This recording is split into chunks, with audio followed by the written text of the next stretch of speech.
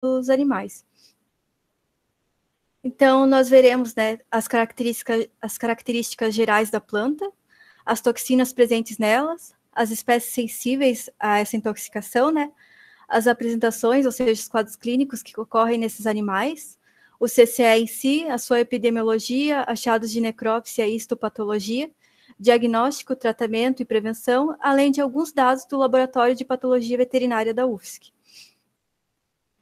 Então, com relação a essa planta, né, a samambaia, ela pertence à família Polypodiaceae, gênero Pteridium, mais especificamente a espécie Pteridium aquilinum, com as suas variedades, sendo que a variedade Arachnoideum é a mais presente no Brasil.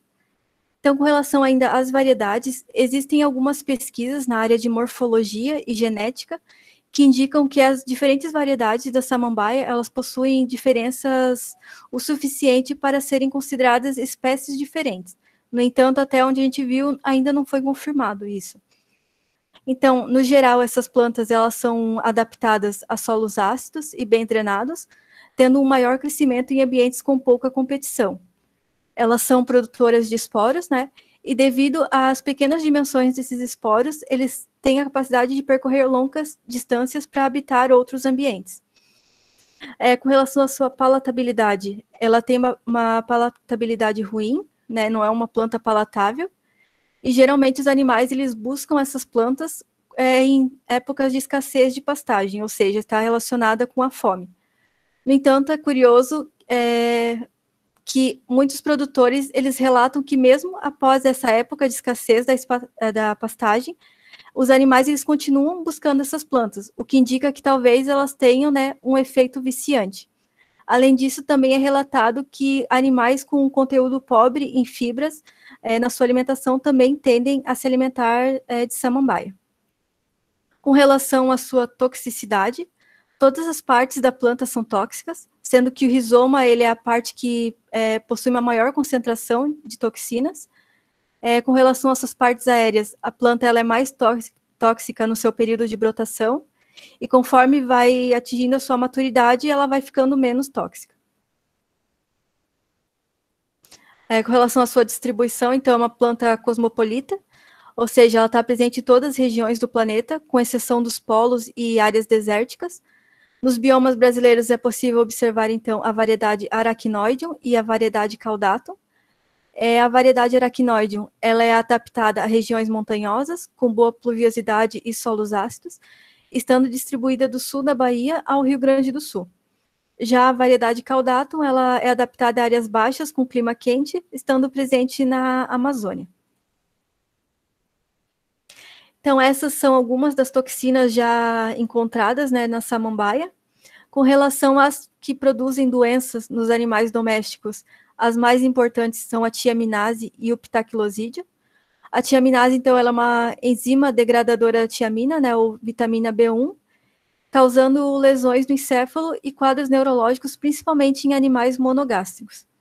Já o pitaquilosídeo, por sua vez, ele é um glicosídeo com ação mutagênica e carcinogênica, que vai ser o principal responsável por quadros radiomiméticos, principalmente em ruminantes. Então, como que o pitaquilosídeo ele vai agir, né? O pitaquilosídeo ele pode ser convertido a pterosina B em condições ácidas ou em condições básicas, por exemplo, como na saliva, ele pode ser convertido a dienona, que então é considerada realmente a forma ativa do pitaquilosídeo. Uma vez na forma de dienona, ele possui a capacidade de atravessar a membrana celular e também nuclear da célula animal. E muitos pesquisadores eles viram que a forma da dienona ela possui uma terminação livre OH que tem uma interação preferencial com o nitrogênio da base adenina do DNA.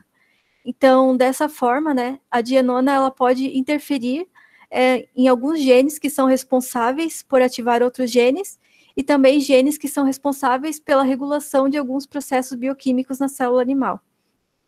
Então, um exemplo disso seria o gene P53, que é responsável por regular a apoptose e também pela supressão de tumores. Então, dessa forma, a dienona ela acaba influenciando, né, nessa multiplicação de um tecido canceroso no animal. Então, as espécies sensíveis já comprovadas que são sensíveis, né, à intoxicação por samambaia. Tem os ruminantes, como os bovinos, os ovinos e também os búfalos, que eles são sensíveis em condições naturais, principalmente às formas radiomiméticas da intoxicação da samambaia. Já os monogástricos, né, equinos e suínos, eles são, como já foi dito, sensíveis à forma da intoxicação pela tiaminase, que causa aquele quadro neurológico. E experimentalmente foi comprovado que também as codornas, os ratos, os camundongos e os porquinhos da Índia também são sensíveis à intoxicação por samambaia. Então, com relação aos quadros clínicos, né, possíveis. A diátese hemorrágica, ela é a forma aguda da intoxicação por samambaia. Os animais, eles ingerem geralmente mais do que 10 gramas por quilograma de peso vivo diariamente. Há estudos que relatam que os animais, eles precisam ingerir em torno de 10 a 30 gramas por quilograma de peso vivo diariamente por um período de 4 a 8 semanas para apresentar esse quadro clínico. Então, o pitaquilosídeo, ele vai acabar causando uma aplasia no tecido mieloide do animal, o que vai diminuir o número de plaquetas e de leucócitos. No exame laboratorial do animal vai ser possível observar uma anemia normocítica normocrômica, além de leucopenia, trombocitopenia e também um aumento no tempo de coagulação. Então, essas alterações, elas vão fazer com que o quadro ele seja caracterizado por hemorragias, que vão ser observadas na pele, mucosas, através de orifícios, e também, em alguns casos, é possível observar diarreia com coágulos de sangue. Posteriormente, o animal, então, ele vai apresentar uma apatia, também secreção seromucosa ou sanguinolenta. Também vai ser possível auscultar estertores respiratórios e, posteriormente, o animal vai apresentar decúbito e morte. Já uma das formas, né, crônicas é a hematúria enzótica, caracterizada por lesões na mucosa vesical. Essas lesões vão ser hemorrágicas, inflamatórias, hiperplásicas, também em alguns casos podendo se observar metaplasia e carcinoma de células transicionais. Então, esses animais, geralmente, eles ingerem em torno de 10 gramas por quilograma de peso vivo, por um período mínimo aí de 1 a 2 anos, e esses animais, normalmente, eles vão apresentar essas manifestações clínicas em torno de 3 a 5 anos de idade. E esses sinais clínicos são caracterizados principalmente por hematúria intermitente, anemia e perda de peso. Já na necrópsia dos animais, normalmente, então, vai ser observado essas hemorragias e essas lesões neoplásicas na bexiga do animal. Já com relação ao CCE, foi relatado pelo Tokarnia que em todas as regiões do Brasil, onde espaços são muito invadidos por samambaia, existe uma alta incidência de CCE na base da língua, da faringe, do esôfago e do rumen desses bovinos. Processos neoplásicos, esses que fora das regiões de ocorrência, né, da samambaia e com essa localização anatômica, são raridades. Então, isso fez com que muitos pesquisadores então, começassem a correlacionar então, a ocorrência do CCE com a intoxicação pela samambaia. Então, normalmente, então, esses animais eles vão ingerir menos de 10 gramas por quilograma de peso animal diariamente, por um período também de no mínimo 1 a 2 anos. E esses animais eles vão apresentar as manifestações clínicas, né, o CCE, quando tiverem 5 anos ou mais. Então, geralmente, como já foi dito, eles procuram essas plantas em épocas de escassez de pastagem ou quando eles têm uma alimentação com conteúdo pobre em fibras. E a letalidade no animal, então, pode chegar até a 100%. Então, esses tumores, né, essas lesões neoplásicas, eles tendem a se focar principalmente na base da língua, no esôfago, na faringe e no rumen. E essas alterações, então, elas vão causar no animal uma tosse, regurgitação, né, devido ao incômodo ali daquela massa no trato digestório superior. Também causa emagrecimento, letargia, diarreia, posteriormente também o desenvolvimento de timpanismo. Além disso, também é muito comum sentir halitose no animal, ou seja, sentir um odor pútrido na boca do animal, devido ao CCE. E também há muitos pesquisadores que eles acreditam que há correlação entre o CCE e a papilomatose. Então, acredita-se que devido à imunossupressão, né, causada pelo pitaquilosídeo, ele vai acabar influenciando numa maior multiplicação do papilomavírus e uma maior ocorrência da papilomatose, né? Então, aqui nesse caso do nosso laboratório, é possível observar uma massa, né, de CCE na base da língua do animal e quase adjacente a ela um papiloma. Então, essas alterações causadas, né, pela obstrução ali do tumor acabam levando à morte do animal ou à necessidade de se fazer a eutanásia dele, né? Boa tarde, pessoal. Meu nome é Cauane, vou assumir, então, a partir de agora, sobre a patogenia, então, do CCE nos ruminantes. O animal ele vai entrar em contato com a planta, né, vai ingerir a planta. Nesse momento da digestão, em meio básico, principalmente, o pitaquilosídeo, ele vai, então, ser liberado da planta e vai acabar sendo transformado na dienona, que é a forma ativa da toxina da samambaia. Essa forma ativa, então, vai penetrar nas células epiteliais e causar as alterações celulares. Como ela tem afinidade pelo DNA e tem a capacidade de passar pelas membranas, como foi dito, ela vai causar a supressão e inibição de alguns genes, né, alguma codificação dos genes, principalmente, nesse caso da formação de tumores, o gene P53, que é responsável pela supressão de tumores e a realização da apoptose. Os principais locais, então, que vai acontecer a formação de tumores, vai ser a base da língua, esôfago, faringe e rumen, e todos os sinais consequentes, então, o quadro clínico do animal, ele vai ser consequência da obstrução que esse tumor ele vai causar.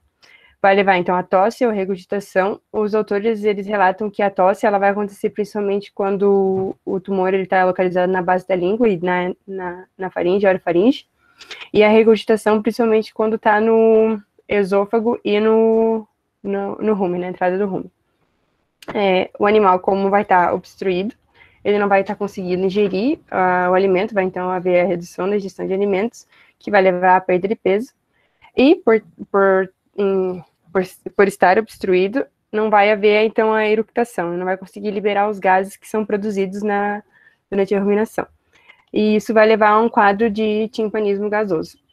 Como não está havendo passagem de alimento no trato gastrointestinal, o rumen acaba não tendo seus movimentos normais, né? Não vai ocasionar a atonia ruminal. E isso tudo, então, vai levar o animal a óbito, como foi falado, ou vai fazer com que o proprietário opte pela eutanásia do animal. Pode passar, né? Então, nos achados de necrópsia e histopatologia. Na macroscopia, o que se observa, então, são massas amareladas, acinzentadas e infiltrativas, muitas vezes ulceradas, e essa ulceração geralmente vai dar, então, essa halitose que foi descrita, que muitos proprietários relatam e que acontece. Ele pode ou não estar associado a papilomas. Desde o início das pesquisas, havia sido descrito a presença do CCE e do papiloma. Então, houveram-se estudos em que se deduziu que o animal, quando ele ingere essa planta, a planta vai causar uma imunodepressão, que vai fazer com que o animal já infectado pelo papiloma vírus bovino tipo 4, que vai levar com que o vírus ele se multiplique e que causa a formação desses tumores, dos papilomas. E esses papilomas, com a interação também das toxinas da samambaia, vai se desenvolver em carcinomas.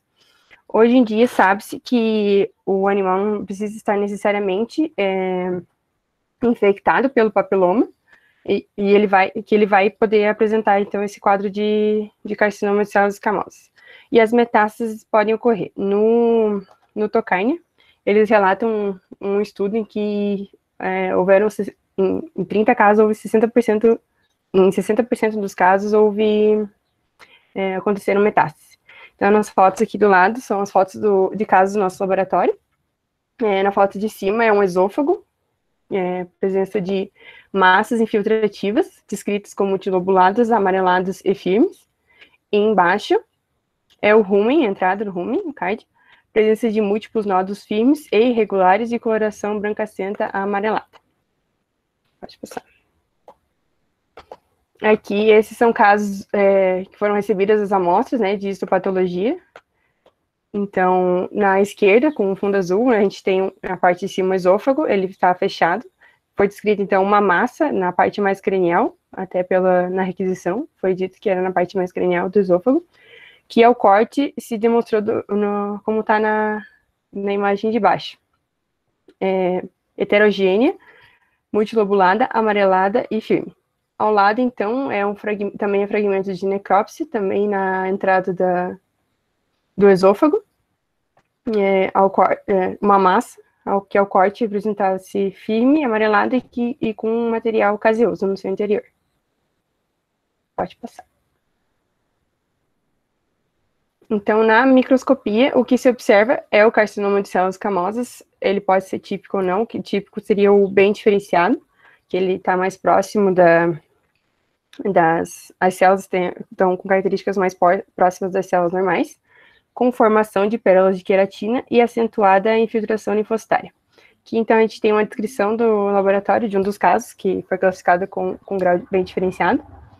Proliferação de células epiteliais altamente pleomórficas, com vários formatos, apresentando núcleos eucromáticos, com nucleus evidentes, citoplasma levemente eosinofílico e pouco abundante, com bordos indistintos, ou seja, a gente não conseguia separar onde começava e onde terminava uma célula, entremeado por células inflamatórias, que são os linfócitos.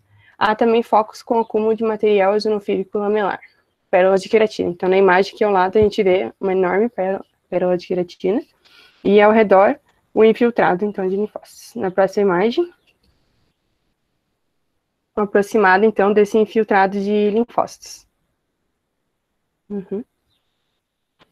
Aqui outro caso, então, no esôfago, né, como pode ser observado o epitélio em cima estratificado não queratinizado, e mais na submucosa, quase chegando à muscular do órgão, então temos umas pérolas de queratina, bem infiltrativo, então CCE. Ao lado são imagens de um maior aumento. Aqui também outro caso, também foi no esôfago, bem infiltrativo, uma formação bem característica de pérolas de queratina. Todos esses casos são casos classificados com grau bem diferenciado. Então, na literatura é relatada as metástases em linfonodos regionais, na foto do meio é um linfonodo traqueobrônquio, mas também pode acontecer em linfonodos mesentéricos, pulmão, fígado, esses são também imagens de casos do laboratório, e há casos em que há metástase no intestino. O papiloma, então, como a gente já falou, ele pode ou não estar associado, né? A presença dele pode ou não ser identificada. Aqui na imagem da esquerda é um esôfago com alguns papilomas, e na direita também é a entrada do esôfago, que foi a primeira foto que foi mostrada, só que ele está isolado aqui. Todos foram confirmados na microscopia, então, como sendo papilomas. O diagnóstico, ele é baseado principalmente no quadro clínico e na identificação da planta, então é muito importante fazer a ronda, o perímetro, assim, de onde o animal estava, na propriedade, identificar a planta, se identificar a planta, perceber se ela está pisoteada, se o animal se ela está mordida, se tem pegadas próxima à planta, é importante notar esses detalhes. É importante também saber o histórico epidemiológico da propriedade, se já ocorreram mortes dos animais com os mesmos sinais clínicos, o mesmo histórico, por assim dizer. É importante, então, para caracterizar, então, esse diagnóstico. Não há um tratamento e a retirada da planta não vai fazer com que o animal haja uma evolução do quadro, depois dele estabelecido. Por isso que a prevenção é a principal forma de evitar o acontecimento dessa enfermidade. Como é feita a prevenção? Então, é relatado que se pode fazer a aração, a calagem, né, modificar o pH do solo, a estabilização de plantas que competem com a samambaia e a utilização de herbicidas. É importante salientar que, até na literatura é falado para não fazer a queimada dos solos, porque isso não vai ajudar, já que a queimada vai deixar o solo mais ácido, e isso é favorável, então, para o estabelecimento e crescimento da planta. E é muito importante a realização, pedir a que seja feita a necrópsia do animal, porque às vezes não é encontrada a planta na propriedade, às vezes tem um lugar muito distante, por assim dizer, e ela pode ser encontrada, então, no trato gastrointestinal do animal ou ser encontrado a própria neoplasia, né, que causou a obstrução e a morte do animal. Pode passar. Então, para tornar mais interessante, a gente trouxe, então, os casos do laboratório que aconteceram, que o animal ingeriu a planta e levou à formação do CCE especificamente. Foi do ano de... A gente pegou dados do ano de 2013 a 2020. Dos histopatológicos, nós observamos que houveram 8 casos de formação de CCE, né, carcinoma escamosa em bovinos, dos quais 3 casos foram causados pela samambaia. E nas necrópsias foram observados 20 casos de intoxicação por planta, dentre essas plantas, a braquiária, senécio e a samambaia. Desses 20 casos, 9 apenas foram causados pela samambaia, e desses 9, 5 o animal chegou a ingerir por um tempo que levou à formação, então, do CCE, do carcinoma. Pode passar. Então, a gente resolveu montar essa tabela para ser mais fácil de visualizar essas características que achamos importantes para o caso do CCE. O sexo, então, a maioria dos animais afetados nesse caso foram fêmeas. Isso é importante porque há relatos na literatura que a toxina da samambaia, ela passa para o leite do animal, né, que está ingerido essa planta, e existe a hipótese de que em seres humanos também possa ocorrer a formação de tumores no trato gastrointestinal. Há regiões no Japão em que eles consomem o broto da planta, né, em salada ou até cozido, e nessas regiões, coincidentemente, o número de casos de tumores no trato gastrointestinal, ele é bem elevado. A idade, então, como foi falado, o animal precisa estar ingerindo essa planta por cerca de anos, em doses bem baixas, para levar, então, à formação do CE. No caso do laboratório, todos eles bateram com a literatura, né, tinham 5 anos ou mais. A localização do tumor é o que vai definir, então, o quadro clínico do animal. A maioria foi na base da língua. Dos casos do laboratório, tiveram 2, foi no rumen ou no card, né, que o N150 e o 219. O grau, então, dos tumores, a maioria foi bem diferenciado, foi que até a gente trouxe as imagens microscópicas aqui para serem mostradas. A presença de metástase ou não, no caso do laboratório, tiveram 3 casos com metástase. Se a planta foi encontrada ou não, isso é muito importante até para o diagnóstico, como a gente falou, relatar se foi encontrada a planta ou não. E no nosso caso, tiveram 3 casos que a planta foi encontrada, 2 que não, às vezes não foi anotado, mas foi encontrado, e 3 que não foram informados, que seria uma informação, na realidade, muito importante, então, até para o diagnóstico. A cidade, nós pegamos essa informação a partir do princípio que é muito importante, então, ter os dados epidemiológicos da região ou da microrregião, e pensando na possibilidade de haver casos que foram na mesma propriedade. Né? Felizmente, cada caso foi em uma propriedade diferente, mesmo tendo na mesma cidade, né? Mas é importante para saber que existe na região tal planta. A estação, na realidade, ela é mais importante nos casos agudos da doença, porque o broto, a brotação da samambaia, ela vai ocorrer, então, no final do inverno e início da primavera, e é nesses momentos que há a maior concentração da toxina na planta. Desses casos, então, das necrópsias, 3 animais, eles morreram de forma espontânea, enquanto 2 foram eutanasiados, e dos histopatológicos, 2 amostras eram oriundas de necrópsia e uma era uma biópsia. É isso. Essas são as nossas referências. E a gente está aberto a dúvidas. Se ninguém tiver dúvidas, a gente vai pro Kahoot. Oi, Cauane. Oi. Muito obrigada pela apresentação, foi muito boa. E teve algumas dúvidas no chat, que eu vou falar aqui para vocês. A primeira é do Prof. Adriano. Qual o motivo do odor pútrido na boca do animal com CCE no trato digestório superior? Provavelmente decorrente das úlceras que são formadas, né, no tumor, e pelo acúmulo de material que o animal vai ingerindo, então vai se acumulando ali. Vai gerando a infecção. Pode falar, né? Não, que eu tava acordando. Ele vai ingerindo e vai se acumulando ali. Até o nome que os proprietários conhecem bastante dessa afecção é chamado de cravo, e essa halitose é uma das principais características que eles identificam, assim, o animal pode ser que seja por causa da samambaia. É isso. A segunda foi o Guilherme que fez. Os 5 casos de estopato que não foram por samambaia eram cutâneos? Sim, e a maioria era animal com a pelagem clara, provavelmente causado por causa da exposição à radiação. Outra pergunta do prof. Adriano. Vocês viram alguma classificação macroscópica ou alguma forma de classificar na macroscopia os tumores por alguma característica?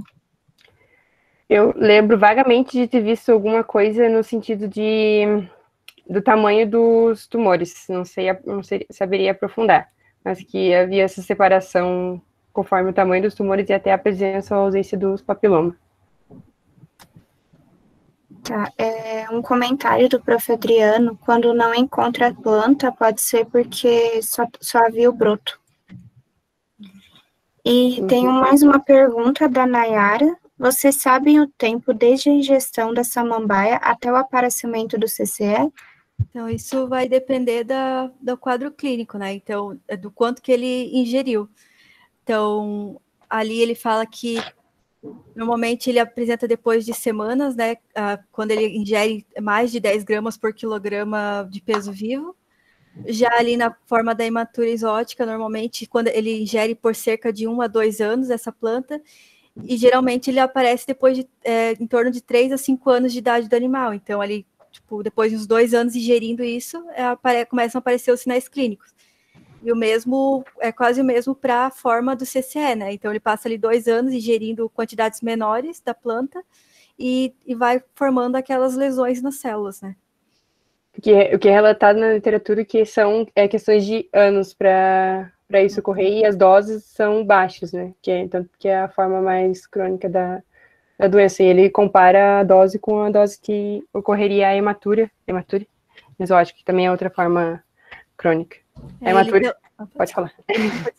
A hematura que, pelo menos no tocaine, ele fala de meses a anos, ou a diátese hemorrágica aguda, então seria questão de dias, e o CCE seria 1 ano, né? No caso, como a maioria dos animais tem mais de 5 anos, né? A epidemiologia dos casos, então seria um consumo de 3 anos para mais, por assim. Eu chutaria, no caso.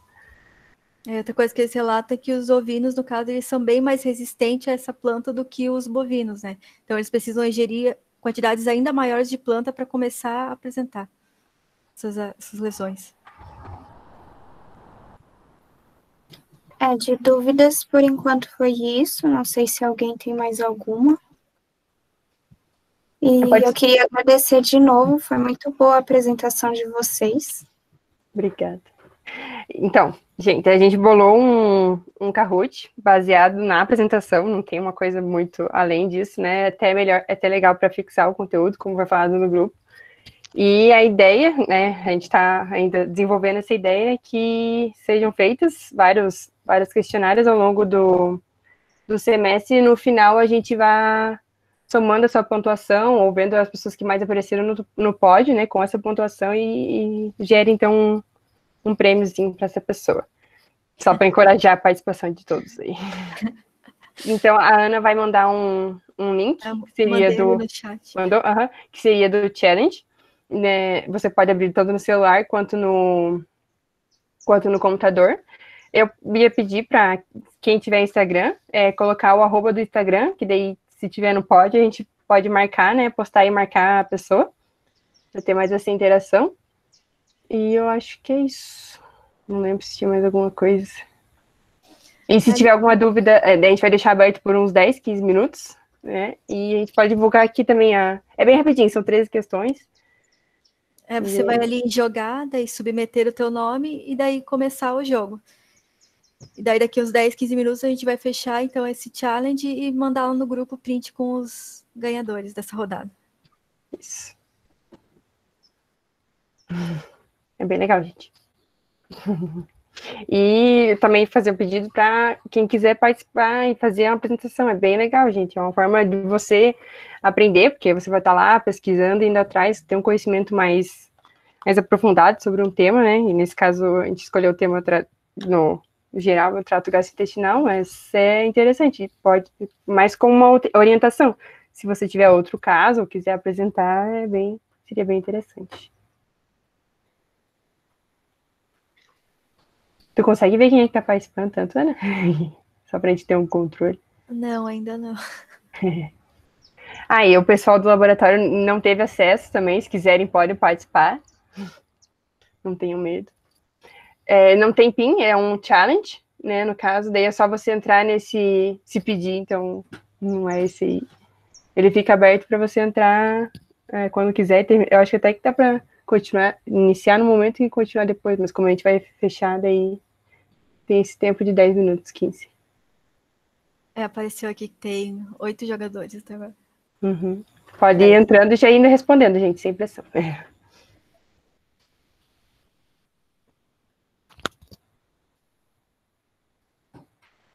Ótima pergunta, professora.